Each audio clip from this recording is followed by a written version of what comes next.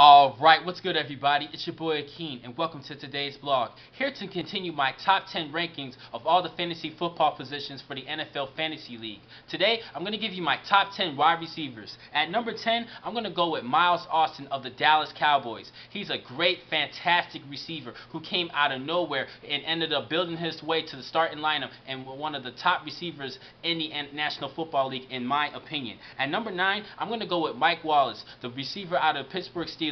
He should be Ben Roethlisberger's main target. He had over 1,200 yards receiving, and he's a good deep ball threat. And I do like this kid. He could even be a top 5 receiver at the end of this season, but we will see. I really like this kid. And at number 8, I'm going to go with Larry Fitzgerald, the Fitz, who I call him. I do like this guy. He can catch the ball from any positions. He has great hands and good body control movement, and plus he has great leaping ability, who can catch the ball at the highest point. I do like this guy, and I do understand that some people might disagree with him being at number 8 because the Arizona Cardinals does not have a good quarterback in their position. Now, I really think he can still bring some great big numbers because he's still a great receiver who can even catch the ball during double coverage. I do like Larry Fitzgerald, and that's why he's my number 8 receiver. At number 7, I'm going to go with Reggie Wayne out of the Indianapolis Colts. He's a good, reliable player who's one of the top 5 receivers each year for the past 5 seasons in the NFL. So that shows his consistency. You could definitely rely on him to be a starter for your fantasy football league. So I got to go with him at number 7. At number 6, I'm going to go with another deep ball threat, Dwayne Bowe out of the Kansas City Chiefs. He and Matt Castle are developing a great relationship in the deep ball. Plus, he could score you a lot of touchdowns. I do like this kid. With this deep ball, he can catch the ball, get a lot of yards, and score some touchdowns. And that's why he's my number 6 receiver. But I think he can even climb up to the top 5 as well. At number 5, I'm going to go with DeSean Jackson from the Philadelphia Eagles. He had over 1,000 yards receiving last season, but the thing that you could also use him most with is that he could also help out in the return game as a punt specialist and even a kick return specialist, but mainly punt. If he scores a couple of touchdowns in the punt returns, he could definitely help boost up more points for you in the fantasy football leagues. At number 4, I'm going to go with Greg Jennings out of the Green Bay Packers. Yes, a lot of talent is coming back this season for the Green Bay Packers, like Ryan Grant and Jermichael Finley for quarterback Aaron Rodgers, but Greg Jennings will still be his top target. And he's a great player, reliable kid, good heart, good open-minded guy. He's not selfish. I do like this guy. I think he can help out a lot of. He could be a good starter for any person who picks him up in the fantasy football. At number 3, I'm going to go with Roddy White out of the Atlanta Falcons. He's Matt Ryan's top target.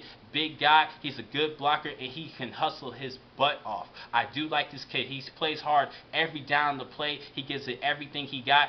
Great hands, and I think he can help you out even most in the red zone because he is a good target in the red zone. At number 2, I'm going to go with Megatron, Calvin Johnson out of Detroit Lions. With Matt Stafford coming back, I think him and Matt Stafford, Calvin Johnson can develop a good relationship, and he's still going to pull up big numbers. He did not have a good starting quarterback last season. He had a couple of flip-flops at quarterback for his quarterback, and he still posted big numbers, and he's still a Pro Bowl receiver, all pro potential. I do like this guy. And at number 1, the best receiver, and I believe, is Andre Johnson out of the Houston Texans. Matt Shaw's main target. He's a good deep ball, big guy. He's hard to cover.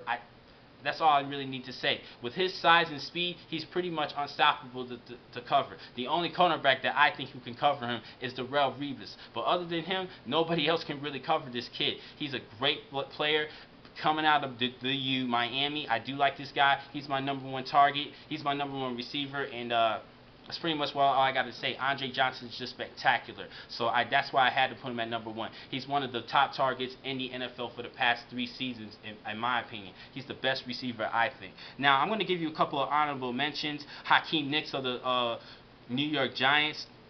DeSean Jackson's other side, the player who's playing opposite of DeSean Jackson, Jeremy Maclin, Stevie Johnson out of the Buffalo Bills, and Marquise Colston out of the Saints, and even Vincent Jackson coming from the Chargers. Now, I know some people might think Vincent Jackson should be in the top 10 because he pulled out big numbers when he came back for Phillip Rivers late in the season. He helped out Phillip Rivers pull that last game win. And I do like Vincent Jackson. He does deserve top 10 quality, but I just thought that with the other players players that I named, I think they could show a little bit more consistency than Vincent Jackson, but we will see. And a couple of backup players that you should definitely look at when your players are hurt, and a good reliable players who you could even start later in the season if you have a bye week or a player is hurt.